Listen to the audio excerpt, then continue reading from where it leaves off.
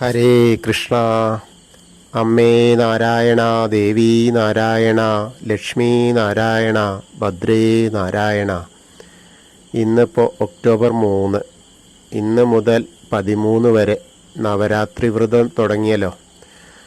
നമ്മളെ നവരാത്രിയുടെ ആദിപരാശക്തിയുടെ ഒരു 9 ഭാവങ്ങളെ വെച്ചിട്ടുള്ള, അത് പാർവതീദേവിയുടെ 9 ഭാവങ്ങളെ രൂപത്തെയാണ് നവദുർഗ എന്ന് നമ്മൾ വിളിക്കുന്നത്. ആ ദുർഗാമാസുരനെ വധിക്കുവാൻ വേണ്ടിയിട്ട് ആദിപരാശക്തി എടുത്ത അവതാരമാണ് ദുർഗ. ആ ദുർഗയ്ക്ക് 16 കൈകളും സിംഹം വാഹനവുമായ ശക്തിയുടെ പ്രതീകമായിട്ടാണ് ദുർഗാദേവിയെ കണക്കാക്കുന്നത്. സർവ ദേവതകളും ദുർഗാദേവിയിൽ കുടികൊള്ളുന്നു എന്നതാണ് ദേവി ഭാഗവതത്തിൽ പറയുന്നത്. അതാണ് ഐതിഹ്യമായിട്ടുള്ളത്. സർവദുഃഖനാശിനിയാണ്, സർവശക്തിപ്രദായിനിയുമാണ് ദുർഗാദേവി. ആ ഒരു അതിൻ്റെ ആദ്യത്തെ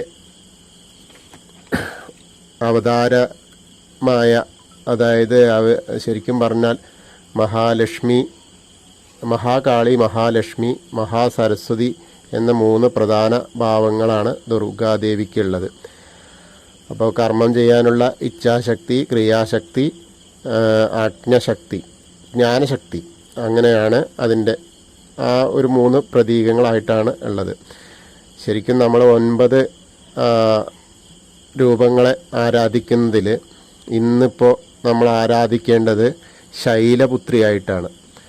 ആ ദുർഗയുടെ ശൈലപുത്രി, അതായത് ഹിമവാന്റെ പുത്രിയായിട്ടുള്ള ആ ഒരു, ശരിക്കും പറഞ്ഞാൽ സതി അല്ലെങ്കിൽ ഭവാനി അല്ലെങ്കിൽ പാർവതി, ഹേമവതി എന്നീ നാമങ്ങളിലൊക്കെയാണ് ശൈലപുത്രിക്കുള്ളത്.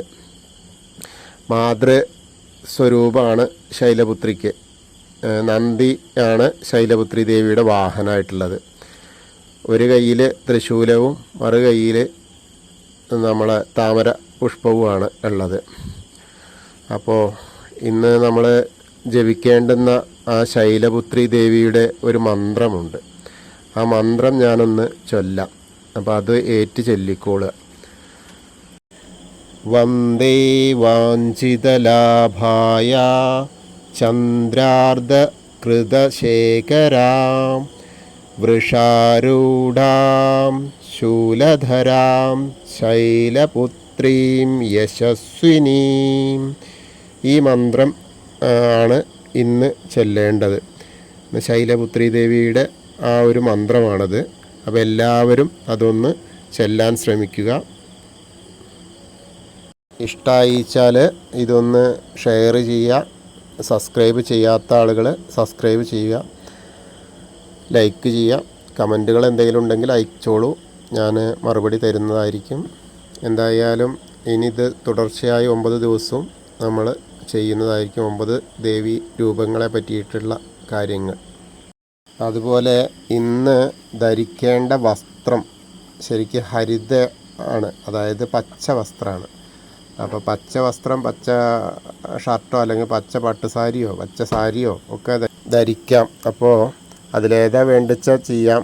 കാരണം പച്ചയാണ്, ഹരിത പ്രകൃതിയാണ്, പ്രകൃതി ദേവിയാണ്. അപ്പോൾ ഹരിത ആയിട്ടുള്ള, അപ്പോൾ പച്ച ഏത് ഇത് വേണമെങ്കിലും നമുക്ക് ധരിക്കാവുന്നതാണ്.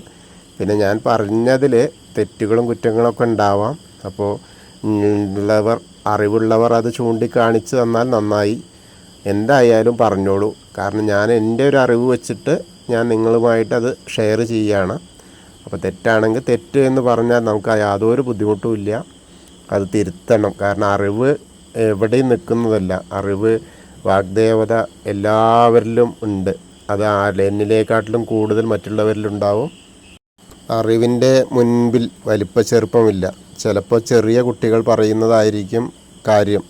അപ്പോൾ നമുക്ക് എന്തും ഉൾക്കൊള്ളാം. നമ്മളെ ഒരാൾ കുറ്റപ്പെടുത്തിയാലും അതിൽ കാര്യമുണ്ടെങ്കിൽ നമുക്കത് കുറ്റമാണെന്ന് നമുക്ക്, അല്ലെങ്കിൽ നമ്മൾ തെറ്റാണ് ചെയ്യുന്നതെന്ന് തോന്നിക്കഴിഞ്ഞാൽ അത് നമ്മൾ തിരുത്താൻ തയ്യാറാവണം. കാരണം അറിവാണ് ഏറ്റവും വലുത്.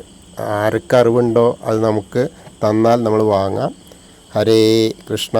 എല്ലാവർക്കും നവരാത്രി ആശംസകൾ.